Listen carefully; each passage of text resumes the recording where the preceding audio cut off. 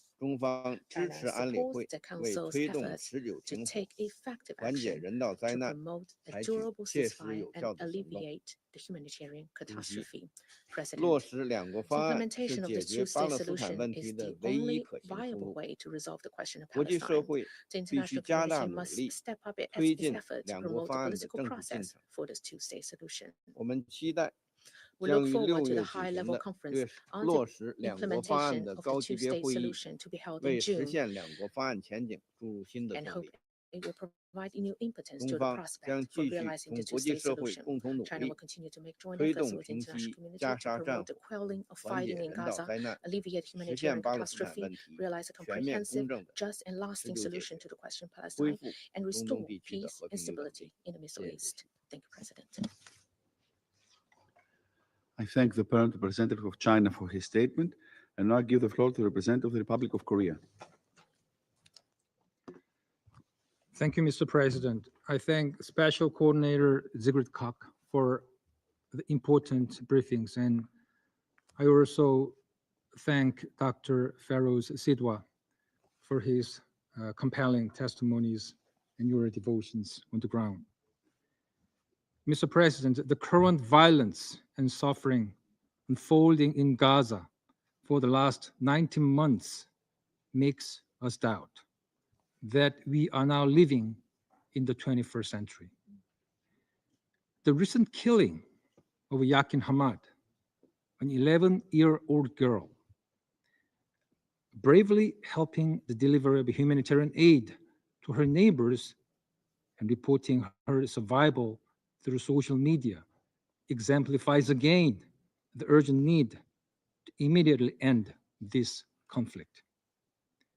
As we demand the immediate and unconditional release of all hostages held by Hamas and other militant groups, we urge Israel to stop bombing, which is indiscriminately killing scores of Palestinian civilians and destroying the entire Gaza Strip. The Republic of Korea also reiterates its firm support for the efforts by mediating countries, namely Egypt, Qatar, and the United States, to secure a desperately needed resumption of the ceasefire. We appeal to both Hamas and Israel to faithfully engage with the mediators for an immediate ceasefire and release of all remaining hostages. Mr. President, we remain deeply concerned by the new modalities of the humanitarian aid in Gaza, which reportedly started operations at a severely limited number of militarized locations earlier this week.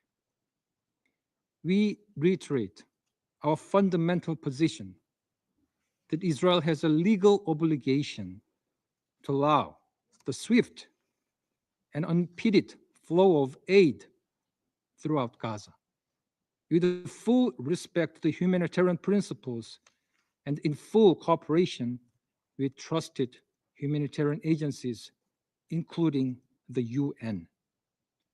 In this regard, we call on Israel to listen to the principled voices of humanitarian workers, including the former executive director of the Gaza Humanitarian Foundation, who tendered his resignation because, I quote, "It could not adhere to the humanitarian principles of humanity, neutrality, impartiality, and independence," unquote.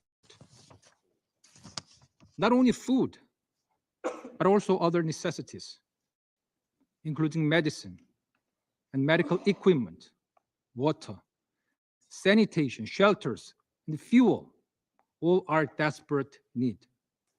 Such aid, severely limited in both quantity and access, cannot provide adequate relief to 2 million people in Gaza. Innocent civilians do not deserve such inhumane treatment. Also concerning is that Israel's humanitarian aid plan would lead to the forcible displacement of hungry Palestinian civilians in Gaza by coercing them directly through the promise of withheld food and humanitarian aid to move to areas by the distribution sites. Also unjustifiable is using civilians and civilian infrastructure by both state and non-state actors as human shields. While we demand an immediate ceasefire in Gaza. We also strongly demand all parties to this conflict adhere to their obligation under international humanitarian law and to hold responsible those who violate them. Mr. President, turning to the worsening situation in the West Bank, we reiterate our call for an immediate de-escalation and full respect for international law and relevant Security Council resolutions.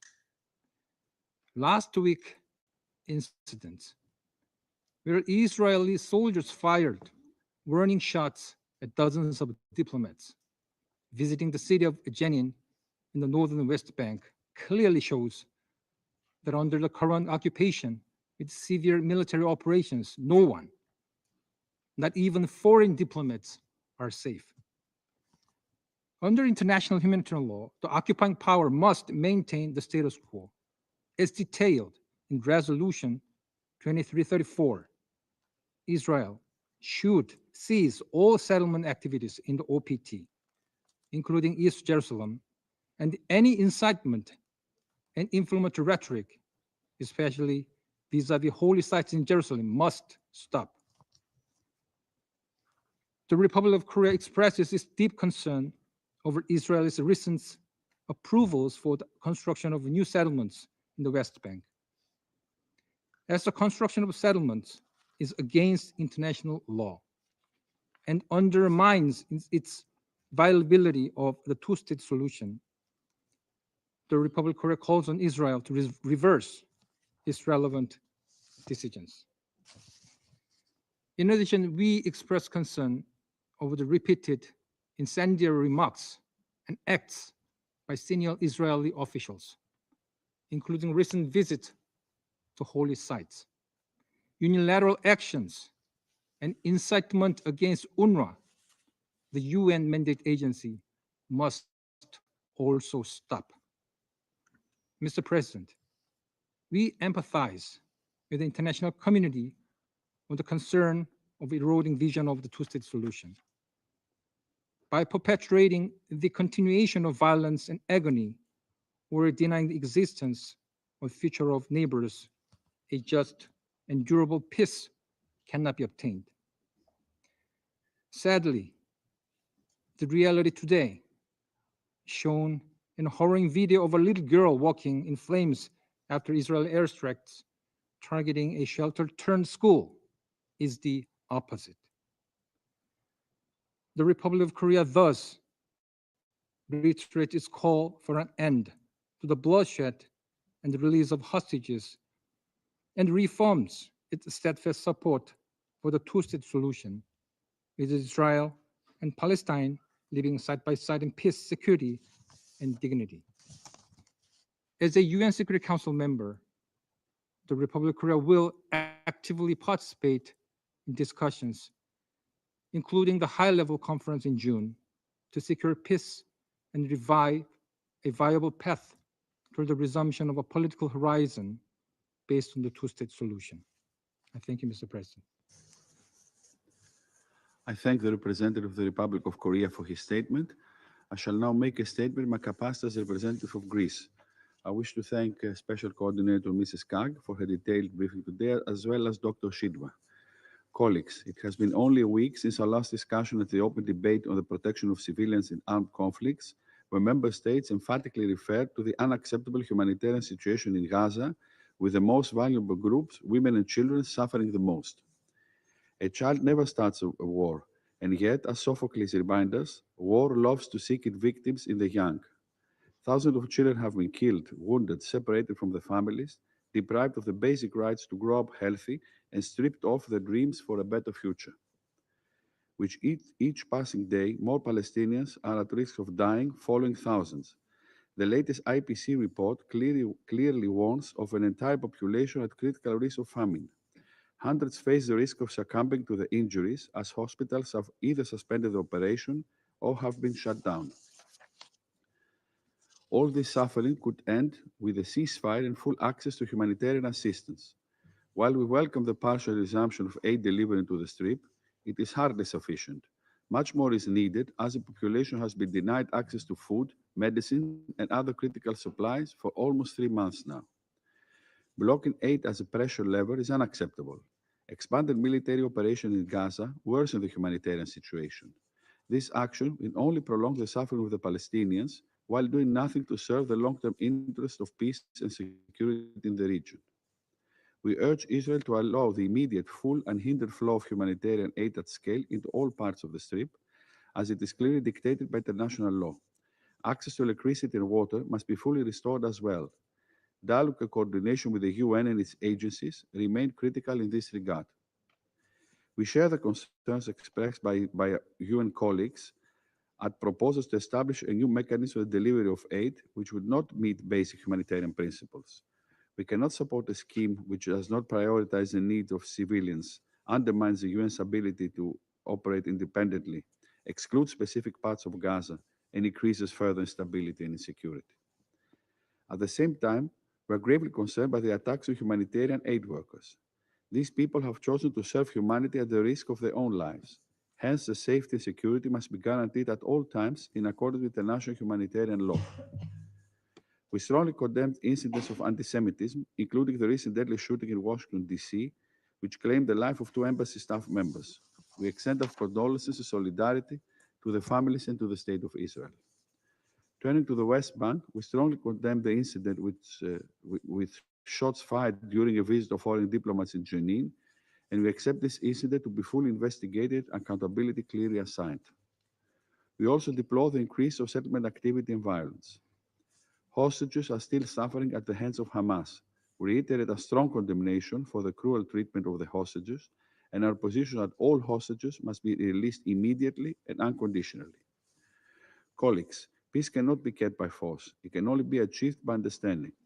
Both parties need to strive for a permanent and sustainable ceasefire, as well as to revitalize the political process with the ultimate goal of achieving a two-state solution, in accordance with the relevant Security Council resolutions.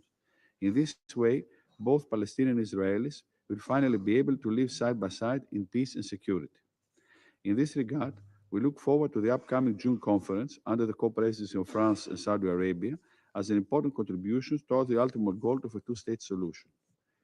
We also welcome the Arab plan for the reconstruction of Gaza as presented by Egypt, reconfirming the leading role of a reformed Palestinian Authority to be essential in planning the day after. There is no alternative partner for peace than a reformed and empowered Palestinian Authority capable of exerting effective governance over the West Bank and eventually Gaza, where Hamas will have no role in security of governments and will no longer be in a position to threaten Israel. In concluding, colleagues, it's evident that no good can come out of violence. It is crucial to break the vicious circle of violence that has plagued the region for decades and give voice through dialogue to peace, stability, and prosperity. I thank you. I resume now my functions as President of the Council, and I now give the floor to the Permanent Observer of the Observer State of Palestine.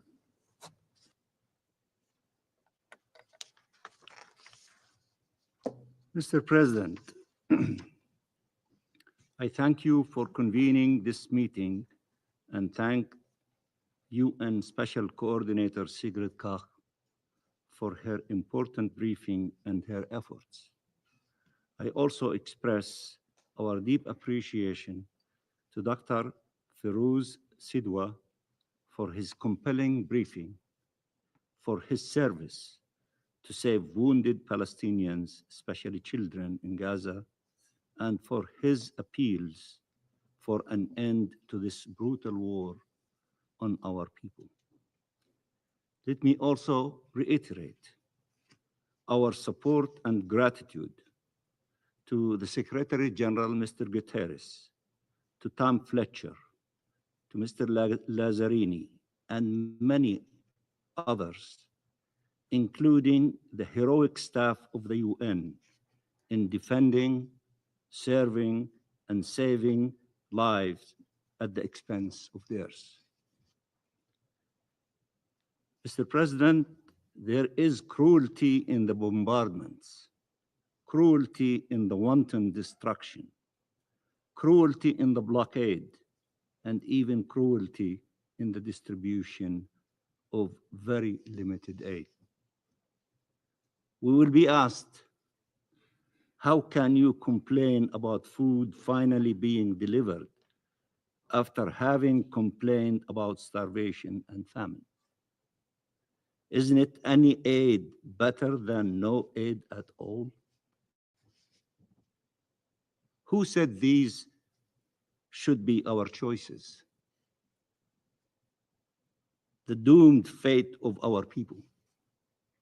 A full blockade against an entire civilian population, including 1 million children, depriving them of food, water, medicine, shelter, or a system of aid that is degrading, discriminatory, limited to food and limited in quantity, and which aims at the forcible displacement of the population and at facilitating the unlawful seizing of land. Do you know how we know this is the objective? Israeli officials are openly telling the world that this is their intention. Statement after statement, threat after threat. After seeing starvation used as a weapon of war, now we see aid being used as a weapon of war. Should we remain silent because the alternative is worse? Or should we stand up for the humanity of Palestinians, of all civilians in any situation of armed conflict? The images of hungry, desperate people storming out of the cages they were forced into in order to get aid is gut-wrenching and heartbreaking. These are people, human beings, deprived of water, food, medicine for so long and hanging to life by a thread. This is outraging the Palestinian people, all of them, including me. It is outrageous to see this situation and still you are not acting. How much more do you want? Israel wants to appear as allowing aid in, while continuing to make sure life cannot actually be sustained in Gaza. If Israel wanted aid in, it would open the crossings and allow humanitarian aid to enter immediately and fully, in coordination with the UN, including UNRWA, which proved during the ceasefire its ability to deliver aid to all those in need throughout the Gaza Strip.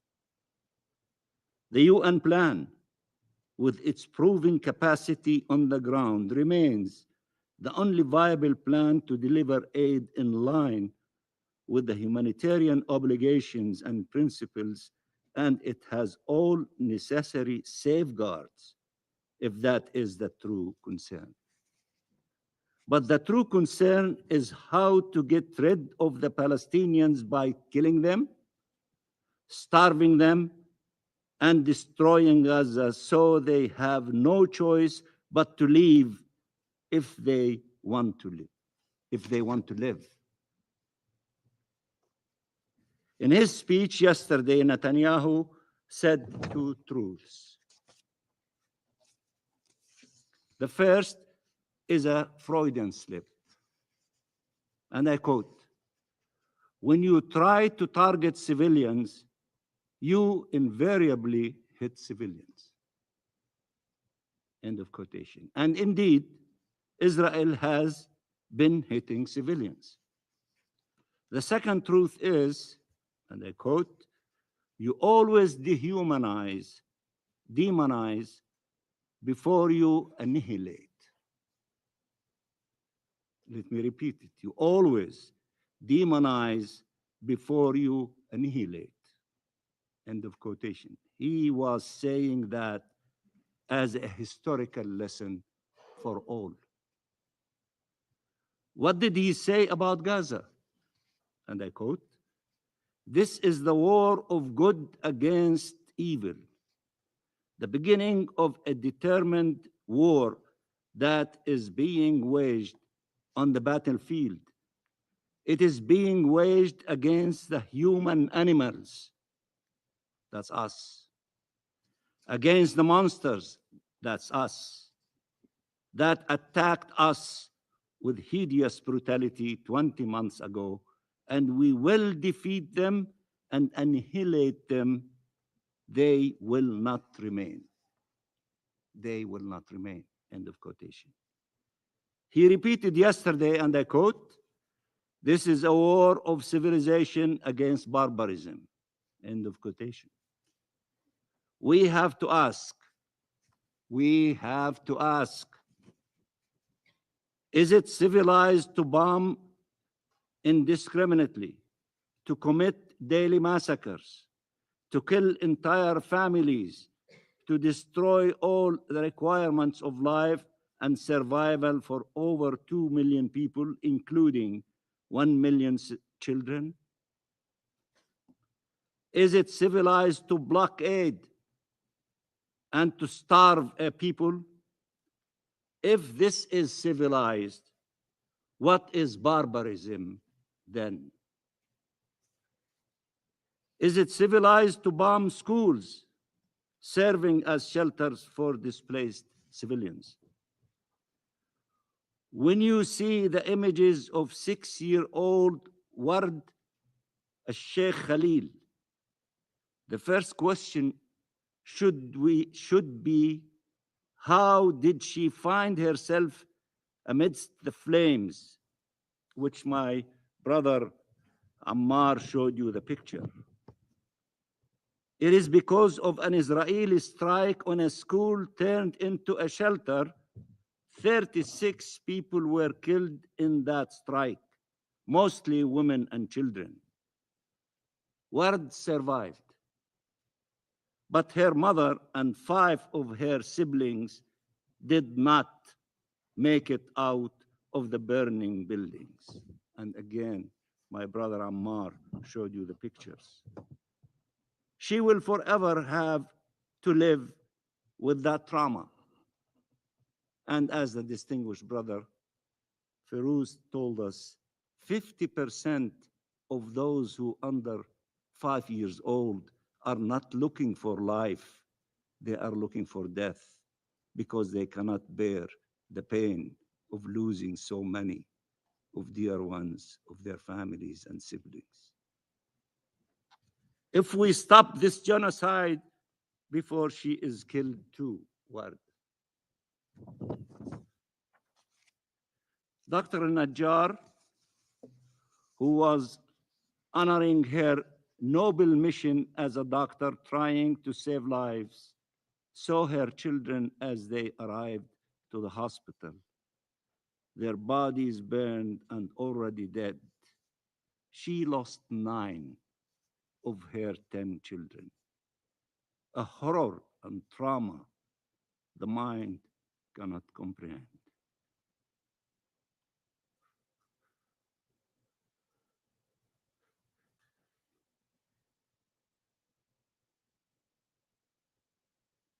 The heart cannot withstand.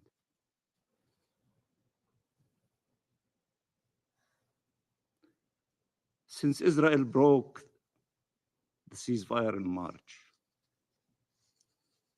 over 1,300 Palestinian children have been killed, and around 4,000 have been injured.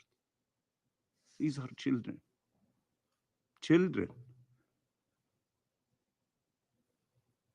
And still, a war against barbarism.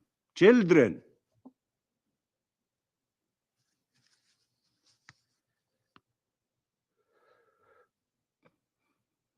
Dozens of children are dying of starvation.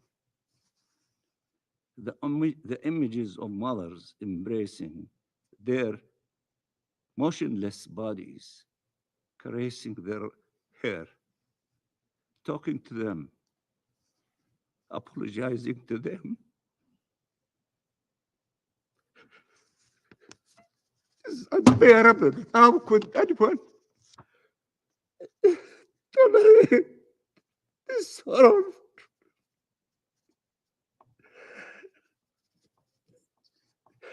Excuse me, Mr. President.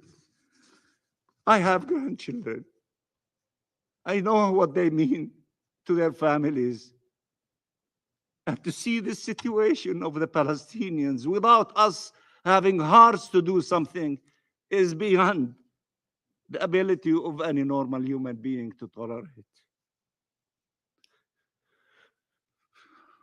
Flames and hunger are devouring Palestinian children. This is why we are so outraged as Palestinians everywhere, the 14 millions of us in the occupied territories, in the diaspora, in the refugee camps, in far places, all the way to California and in between. We love our children. We love our people. We don't want to see them going through this tragedy and this savage attacks by those who claim the virtues of fighting against barbarism.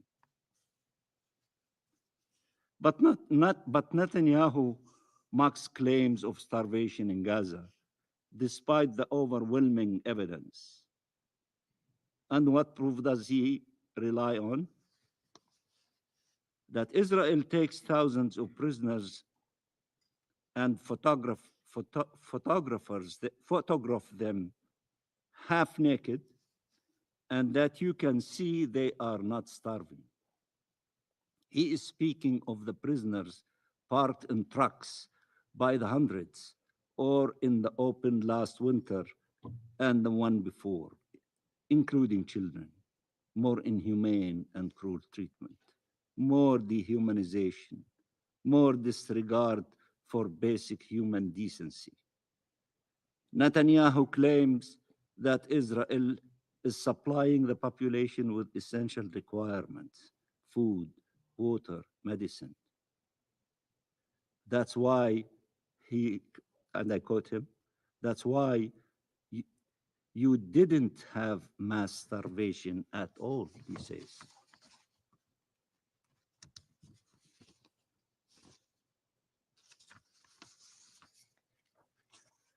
This is the same Netanyahu that decided to impose the total blockade that the people in Gaza endured over the last 10 weeks, deliberately denying them water, food, medicine, and shelter.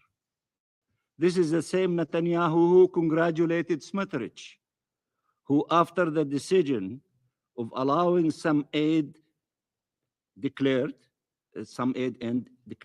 and I quote, "Now we conquer, cleanse, and stay until Hamas is destroyed. Along the way, what remains of the Gaza Strip is also being wiped out, simply because everything there has become one big terror city." End of quotation. The same Smotrich who spoke of the expansion of Israel's border on all fronts, inciting the crowd of Israeli extremists storming the streets of the old city of Jerusalem and Al-Haram al-Sharif on the so-called Jerusalem Day. Smotrich shouted, "Are we afraid of the world occupation?" Meaning thinking of the situation there. He shouts, "Are we afraid of the world?" The crowd answered, "No, we are not afraid." Are we settling the land of Israel? Are we liberating Gaza? The crowd cheered. Netanyahu said the objective of this destruction, Netanyahu said that the objective of this distribution mechanism was to have a sterile zone in the south of Gaza where the entire population can move. And he has repeatedly said that Israel wants to depopulate Gaza, calling it voluntary migration, the code name for ethnic cleansing and to take control of Gaza. So what should we all do? Pretend we cannot see? We cannot hear? Netanyahu is asking us not to believe his own statements, not to believe that the actions he took actually took place. He is asking you to redefine all of international law to fit Israeli crimes, to enable these atrocities. He is asking you to accept, to bargain with people's lives and with our existence as a nation, and with peace and security for all in our region. He wants to define the terms at the expense of everybody else. His political survival relies on it. We all know this. We have known it for a long time. Nearly 200,000 casualties between killed, injured, and have been the consequence of this. So what should be condemned? Genocidal statements and actions, or statements and actions to prevent the genocide? What should we condemn? There should be no character assassination of those who stand against these brutal policies, while those behind them are never held to account. We should see the truth. We should see clearly. For our part, our position is clear and unequivocal. Nothing can justify attacking civilians, whether Palestinians or Israelis.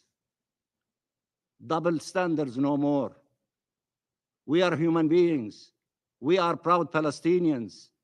We sit around this table. We should be treated exactly like everybody else. Not to see what you want to see in the mirror and to ignore the obvious, the huge elephant in the room, the Palestinian people. Be fair. Use one stick of measurement. We are like the rest of you, all of you. Don't have a system of measurements for one group and pretend the others do not exist. We do exist. And although I love Mansour, the Palestinian artist, who my sister, Sigrid referred to him, we will never wither away, we will not go as Palestine. Although he said in that famous artwork that he see that Palestine is withering away. But he probably was referring to settlements and other issues. But I can assure you, we are rooted in Palestine more than the olive trees, the Roman ones, rooted in Palestine. We will never go away. We will not wither away. We are staying in our homeland, and we will attain our inalienable rights, hopefully sooner than later. Okay. For our part, our position is clear and unequivocal. Nothing can justify attacking civilians, whether Palestinians or Israelis. We reject dehumanization and double